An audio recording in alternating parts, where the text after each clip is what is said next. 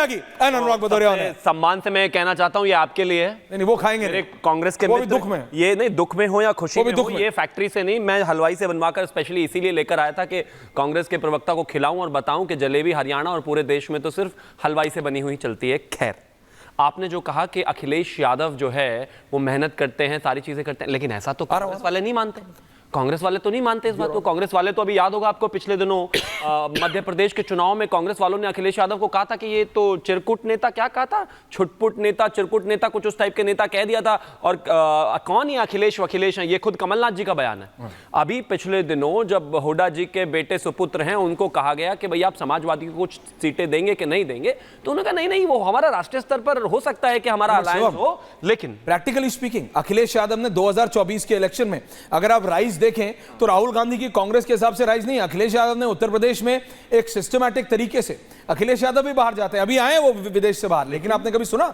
अखिलेश यादव विदेश में जाके भारत के खिलाफ बोलते? नहीं, देश में रह के उनको अगर बीजेपी से लड़ना है, उनको अगर योगी आदित्यनाथ से लड़ना तो वो लड़ते हैं। लेकिन अखिलेश यादव अगर राहुल गांधी, लेकिन वो ईवीएम को ब्लेम नहीं करते। अगर अखिलेश यादव राहुल गांधी के साथ रहेंगे तो राहुल गांधी और कांग्रेस पार्टी उनका भी बंटाधार कर देगी।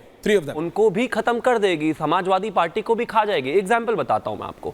इन्होंने सबसे पहले अगर मैं बात करूं हरियाणा की, तो हरियाणा में कोशिश की आम आदमी पार्टी के साथ गठबंधन करने की, फिर उनको साइडलाइन कर दिया, जेडीएस को हरा कर उनका काम खत्म कर दिया। वहां पे भारतीय जनता पार्टी कांग्रेस सामने सामने आ गई। असम में एआईयूडीएफ को खत्म करके वहां भारतीय जनता पार्टी और कांग्रेस सामने सामने आ गई, जेडीएस खत्म कर दी। और इसके बाद इस तरह की अभी आप एक देखिए हरियाणा में एक भी क्षेत्रीय दल नहीं बचा। तो ये तो बहुत खतरनाक लोग हैं। अखिलेश यादव को इनके साथ बिल्कुल नहीं रहना चाहिए। और एक और इसको भी छोड़िए, अजय जी, इसके अलावा जलेबी बढ़िया, बहन कुमारी मायावती के साथ गठबंधन खा लो, बिल्कुल खा लेंगे। अरे बढ़िया है। ये कोई भगवा जलेबी थोड़ी ना, इतना दाने दाने पे लिखा है खाने वाले का नाम। हार गए, अब तो वोट कम जितनी होनी थी। खाने में क्या दिक्कत है, क्या शर्मा? अरे शिवम त्यागी के थोड़ी खाने, ये तो अच्छा टेस्ट कहना चाहता हूं भाई, इट्स अ टेस्टी थिंग। वैसे यूपी वाले अनुराग भदौरिया जी, 10 सेकंड और दे दीजिए। मायावती जी के साथ रहते रहते उनके 8 विधायक चुरा लिए। अनुराग भदौरिया के नेता का शायद दिन और समय सही था कि वो अभी उनके साथ नहीं लड़े हरियाणा में, वरना हो सकता है उनको भी नुकसान कर देते। अब एक चीज और बड़ी इंपॉर्टेंट है और मैं अंत में आकर ये कहना चाहता हूं, अनुराग जी बोले, कांग्रेस पार्टी, जो प्रधानमंत्री ने कहा वो बिल्कुल ठीक कहा, कांग्रेस पार्टी आंशिक नहीं पूरे तरह तरीके से एक मुस्लिम पार्टी हो चुकी है। उसका लाइव एग्जाम्पल है नूह के दंगों का आरोपी।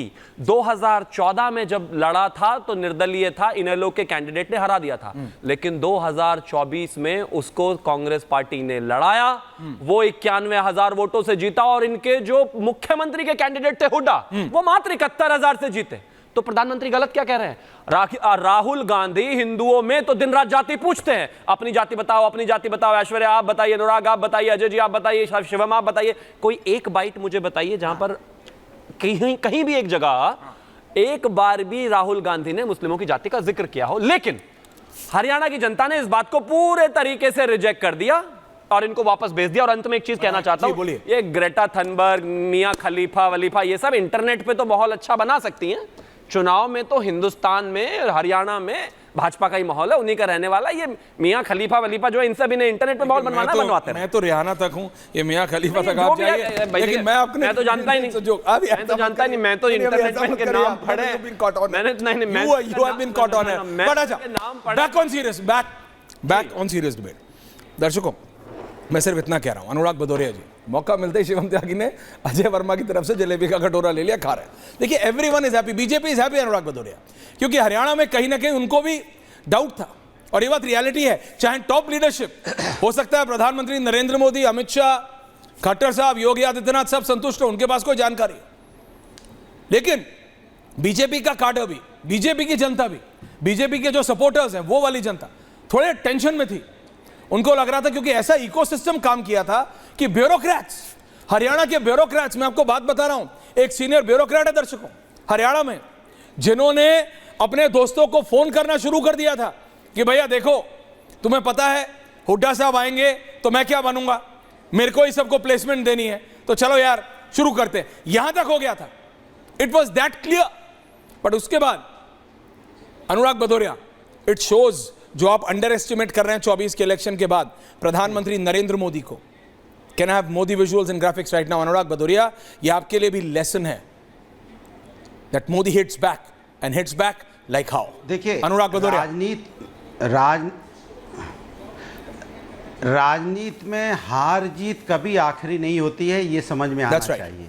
शायद ये बीजेपी नहीं समझ पा रही है। जनता ने बीजेपी को जिताया हरियाणा में, तो उसको उन्हें जनता को बधाई देनी चाहिए, बजाय इसके कि फिर नफरत की बात शुरू कर दी, फिर वही हिंदू मुस्लिम की बात शुरू कर दी कि नूह में कैसे जीते, वहाँ कैसे जीते, उनको 71,000 से हुड्डा जी जीते, वो 1 लाख से। क्या बातें भाई, नफरत की राजनीति कब तक करोगे भाई? आपको धन्यवाद देना चाहिए, जनता का तो धन्यवाद दे रहे हो, नफरत का एक बात। दूसरी बात, भारतीय जनता पार्टी अभी ज्ञान दे रही है। अरे भैया, आप जिस पार्टी के साथ जाते हो या तो उसको पूरी तरह खा जाते हो, या नहीं खा पाते हो तो तोड़ देते हो। आपने जेजीपी के साथ सरकार बनाई, दुष्यंत चौटाला के साथ हरियाणा में पूरी तरह से खत्म हो गई, पूरी तरह से आप खा गए।